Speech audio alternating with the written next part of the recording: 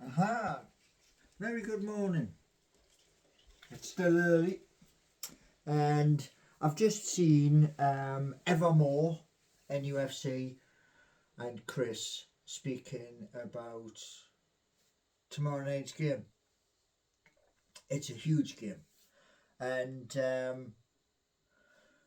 hopefully, fingers crossed, we can put in an awesome performance like we did against West Ham. Now, if we can do that, then there's a very good chance we'll come away with 3 points, which is extremely very important. Now, bear with me one moment, because we have half of. There we go, that's better, man. We've got half of the crest, and we can't have that. Now, yes, we do have injuries. Lascelles is out, and hopefully he will get himself fixed up for our next game, which is, I think, is next Saturday, or is it next Sunday, with Fulham. Now, one person who won't be playing is Anthony Gordon, and picked up a red card against West Ham. However,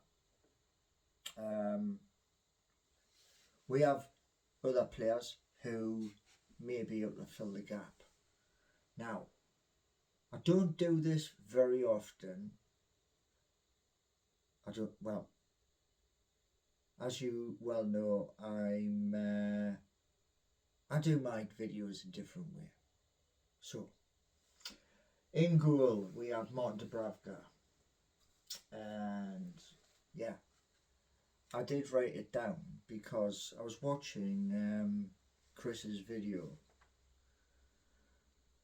Now, bit of contention here with one of our players, because one of our players, some people criticise him a lot, but got Martin Dubravka, Lewis Hall, Dan Burn. Now, we also have another player, and he's recently been injured, and he's just coming back into the team, and he's been used sparingly, and I'm not sure with Dan Burn, really. Maybe it's chance for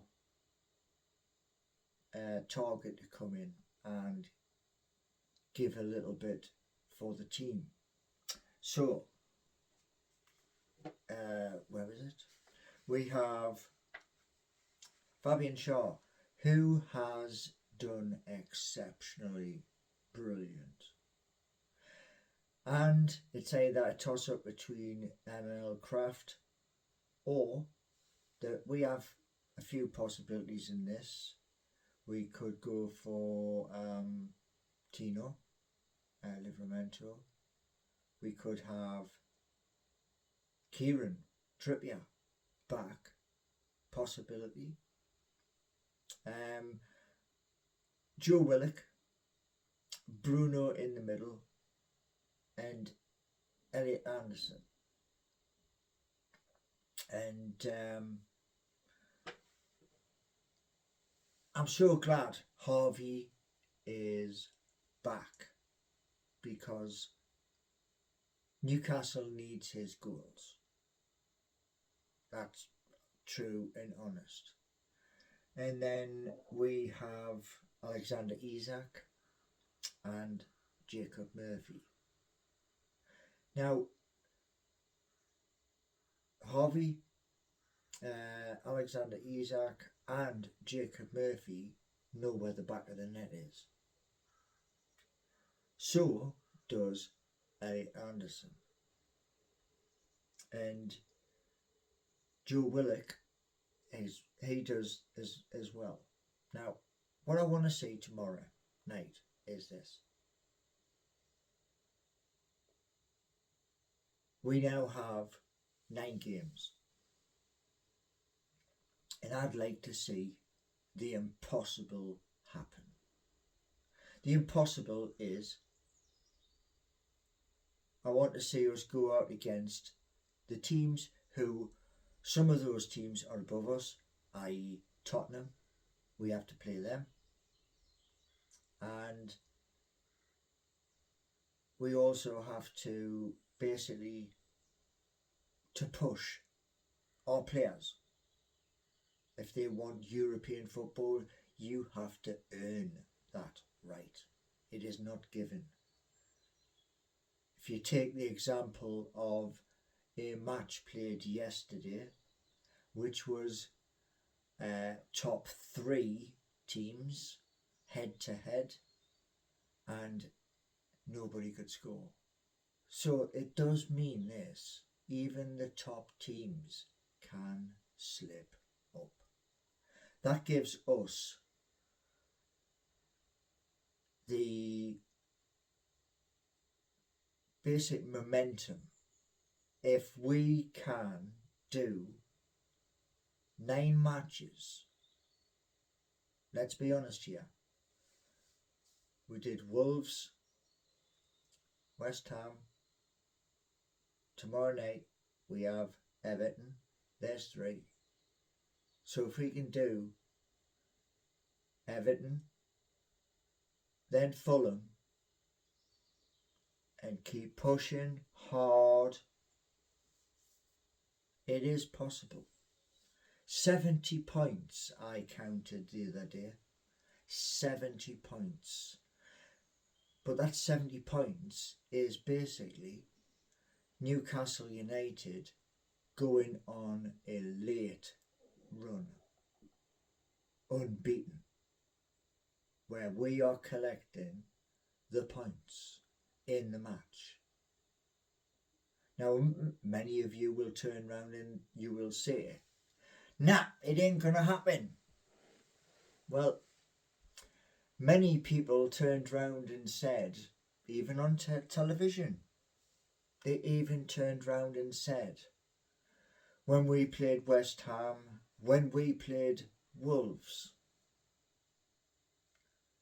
hesitation because of the injuries our players have.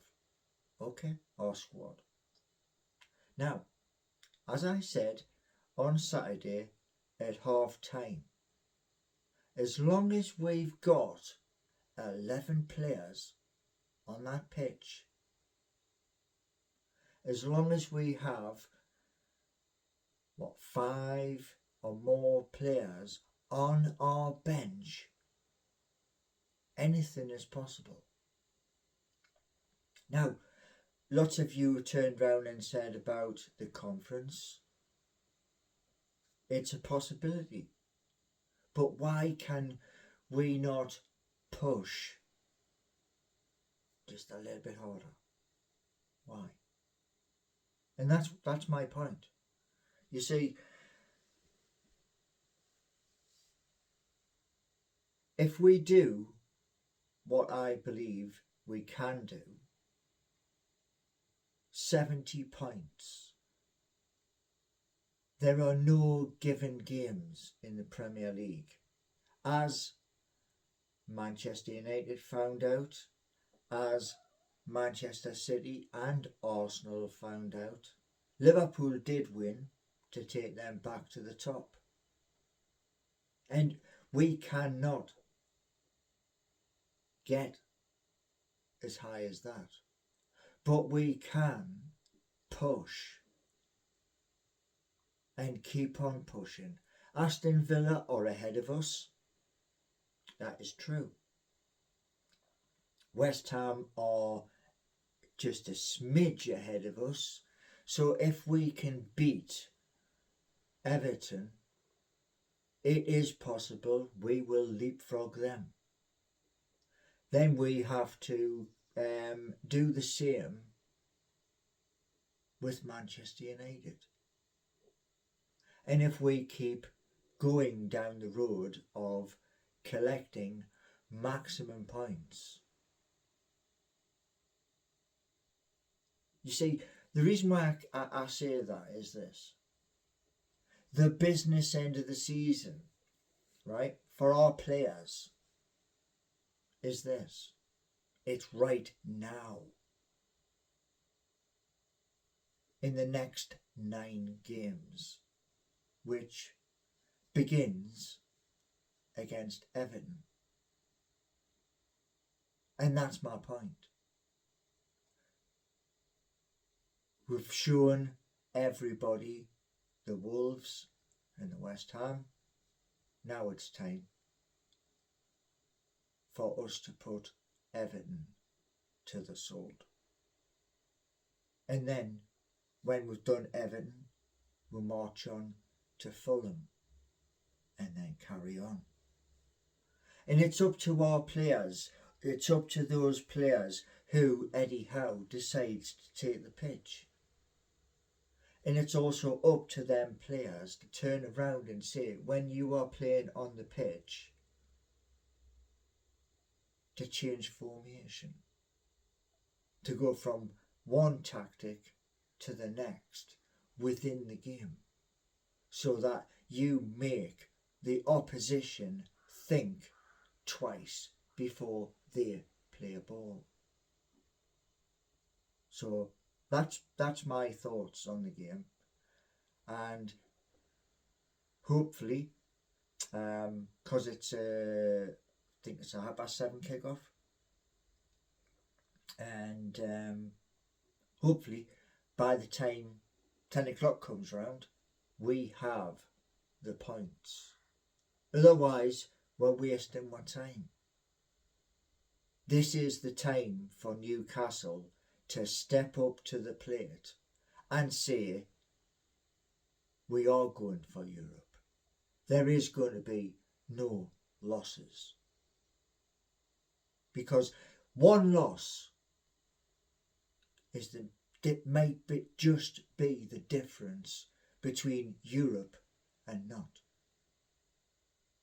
And on a bonus, every place Newcastle climb within the Premier League, that's more money we get at the end of the season. So there is incentive. The biggest incentive for the players is to get out there on the pitch, to smack that ball in the back of the net, and to make sure our back line is rock solid. If we can do that, anything's possible. So, as I say, I was watching Chris at Evermore NUFC, and I wrote down what Mark, his co-host, thought was going to be the team. If it is the team, there is goals in that team. Alexander Isak, Jacob Murphy, Harvey Barnes, and Elliot Anderson, Joe Willock know where the back of the net is. Fabian Shaw, a defender, knows where the back of the net is. But I want to see tomorrow night, when I look at Google, I want to see Newcastle United get the points, and then we concentrate on Fulham. So thanks very much for watching. Give me one of them if you like what I'm saying. and subscribe. But not only subscribe, spread the word. It ain't difficult. Anyway, enjoy the rest of your bank holiday Monday. It is the 1st of April. So in 11 days, whether I like it or not, I'm 57-year-old. And between now and the 11th, I have work to do. And that work will change my life for the rest of my life. So thank you.